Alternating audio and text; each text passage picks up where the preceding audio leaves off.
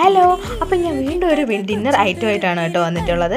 അപ്പോൾ ഇന്ന് എനിക്ക് മാത്രമല്ല എൻ്റെ വീട്ടിലുള്ള എല്ലാവർക്കും വേണ്ടിയിട്ട് ഞാൻ ഫുഡ് ഉണ്ടാക്കാൻ പോകണം. അപ്പോൾ ആദ്യം തന്നെ ഞാൻ കടുക് പൊട്ടിച്ച് കുറച്ച് ഉഴുന്ന് പരിപ്പിട്ട് കറിവേപ്പിലേക്ക് ഇട്ടതിന് ശേഷം സവോള, 2 പച്ചമുളക്, പിന്നെ കുറച്ച് തക്കാളിയും കൂടെ ഇട്ട് നന്നായിട്ടൊന്ന് വഴറ്റിയെടുക്കുന്നുണ്ട്. അതിനുശേഷം വേവിച്ച് വെച്ചിരിക്കുന്ന ബീട്രൂട്ടും കൂടെ ഇട്ട് 2 ഗ്ലാസ് വെള്ളം കൂടെ ഒഴിച്ച് ഞാൻ ഒന്ന് വേകാൻ വേണ്ടിയിട്ട് അടച്ചു വയ്ക്കുന്നുണ്ട്. അപ്പോൾ അതിനുശേഷം നന്നായിട്ട് വെന്ത് വന്നതിന് ശേഷം വേവിച്ച് ഉടച്ചു വെച്ചിരിക്കുന്ന ഉരുളക്കിഴങ്ങും കൂടെ അതിലോട്ടൊന്ന് ആഡ് ചെയ്ത് നന്നായിട്ടൊന്ന് മിക്സ് ചെയ്തെടുത്തതിന് ശേഷം അതിലാവശ്യത്തിന് മഞ്ഞൾപ്പൊടിയും പിന്നെ മസാലയും കൂടെ ഇട്ട് നന്നായിട്ടൊന്ന് യോജിപ്പിച്ചെടുക്കുന്നുണ്ട്.